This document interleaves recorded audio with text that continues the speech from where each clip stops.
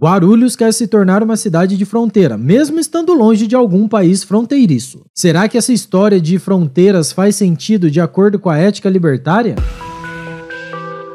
Esse é o Visão Libertária, sua fonte de informações descentralizadas e distribuídas. Este artigo foi sugerido e escrito por Quintessência, revisado e narrado por Coreia com K. A Prefeitura de Guarulhos, cidade vizinha à capital São Paulo, fez uma solicitação ao governo federal visando ser reconhecida como cidade de fronteira. Esse pedido causa certa estranheza, afinal de contas, a definição do que é uma cidade de fronteira é bastante evidente. Trata-se de um município brasileiro localizado nas extremidades do país e que seja adjacente ao território de algum país vizinho. Atualmente, existem 122 municípios brasileiros que fazem fronteira com países da América do Sul, que seriam as tais cidades de fronteira. Por que motivos, então, uma cidade localizada na região metropolitana de São Paulo quer ser reconhecida como fronteiriça? A explicação para esse caso é até curiosa. Em primeiro lugar, precisamos lembrar que o aeroporto de Guarulhos é o maior do Brasil, o segundo mais movimentado da América Latina e um dos 30 maiores do mundo, possuindo capacidade para 50 milhões de passageiros anualmente. Dessa forma, indivíduos de todas as partes do mundo passam todos os dias pela cidade paulista. Mas esse não é o motivo pelo qual Guarulhos deseja ser considerado uma cidade de fronteira. Ou melhor, não é devido aos 50 milhões de passageiros que passam todos os anos pela cidade. Seu real motivo é devido por conta de um público bastante específico que chegou por lá e que lá permaneceu. Estamos falando dos imigrantes afegãos, que fogem do seu país de origem para diversas partes do mundo desde que o Talibã tomou o poder no país. O regime violento e autocrático dos radicais islâmicos leva muitos afegãos a abandonar o seu país, muitas vezes deixando tudo para trás. E o Brasil é um dos muitos destinos almejados pelos fugitivos, mesmo se tratando de uma nação distante, com uma cultura e língua estranhas para os afegãos. Segundo informações da própria prefeitura, quase 3 mil cidadãos deste país chegam ao Brasil pelo aeroporto da cidade, desde janeiro do ano passado.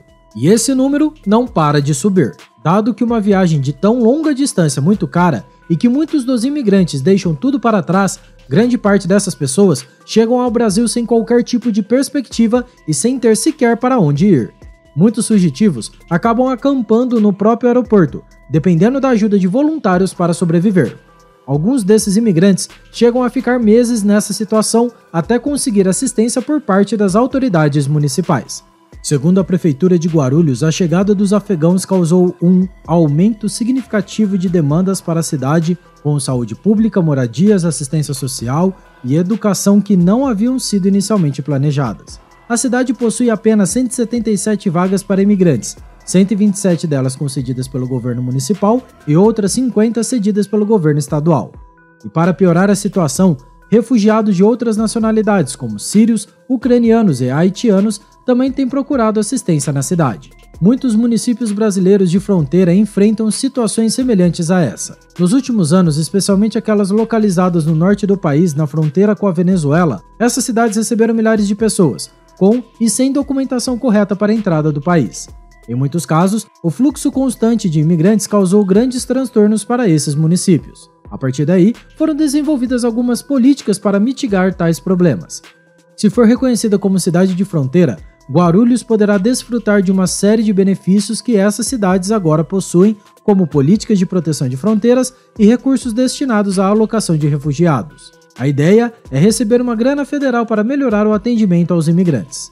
A situação dos refugiados afegãos nos faz pensar a respeito da própria questão das fronteiras. Muitos conservadores debatem acerca dos problemas relacionados à imigração, especialmente quando ela envolve indivíduos oriundos de outras culturas muito distintas daquelas praticadas em seus lugares de refúgio. Em muitos casos, porém, o ponto principal dessa história fica de fora, mas ele é muito bem explicado pela ética libertária. Para nós, libertários, fronteiras nada mais são do que linhas imaginárias que existem apenas para delimitar a área geográfica em que uma máfia estatal se acha no direito de extorquir os indivíduos. É a chamada jurisdição. Os problemas envolvendo essas linhas imaginárias só existem porque a definição de fronteiras viola a ética libertária, sendo, portanto, ilegítima. O fato de sua propriedade estar inserida num espaço geográfico que determinado político considera como sendo sua área de jurisdição não dá a ele o direito de violar a sua propriedade. A entrada e a permanência de indivíduos em determinado espaço deveria ser pautada exclusivamente pelo critério da propriedade privada e não por leis estatais que se aplicam a todo momento sobre uma área delimitada por linhas imaginárias. É por isso que existem tantos conflitos relacionados à questão da imigração e de suas consequências. Por um lado, indivíduos poderiam ser obrigados a conviver com pessoas que seriam consideradas indesejáveis, ou pior ainda, a pagar impostos para sustentar essas pessoas. Por outro, indivíduos que receberiam de bom grado imigrantes em sua casa são proibidos de fazê-lo pelas leis estatais. Portanto, a questão da imigração é facilmente resolvida na ética libertária. Cada indivíduo estabelece as regras a serem adotadas em sua propriedade. Se você não quer aceitar determinado tipo de pessoa em sua casa, você está no seu direito. Porém, se o seu vizinho quiser receber essas pessoas na casa dele, você não poderá fazer nada em relação a isso. Ainda que essas pessoas sejam oriundas de uma cultura estranha ou pratiquem religião com a qual não compactue, você não tem o direito de expulsá-las da propriedade de outras pessoas. Os limites de propriedade garantem o que é justo e injusto, o que é eticamente aceitável e o que não é. Também vale a pena debater a respeito do mal que o governo tirânico pode causar à sua população. É certo que todo Estado é uma máfia e que todo governo é um ente ilegítimo, que viola os direitos fundamentais dos indivíduos sob o seu comando. Contudo, é certo também que existem governos que são piores que outros. E esse é o caso do Talibã. Esse grupo une a crueldade do fundamentalismo islâmico com a violência típica de guerrilhas mafiosas, que disputam o poder de regiões do Oriente Médio e da África. E o triste resultado dessa maléfica combinação é o massacre da própria população. Estima-se que o número de afegãos que se refugiaram em outros países após a tomada do poder do Talibã chegue à casa dos milhões. Trata-se de uma verdadeira diáspora afegã, acontecendo em tempo real. Para os que conseguem fugir do Afeganistão para outros países, o futuro é incerto e as condições não são nada agradáveis. Para os que ficam, contudo, a coisa pode ser ainda pior. Portanto, a ideia de fugir de outra parte do mundo, mesmo sem ter recursos suficientes para sua própria subsistência, não parece de todo ruim. Talvez seja melhor contar com a benevolência de um país desconhecido do que suportar a crueldade do grupo criminoso que controla seu país de origem.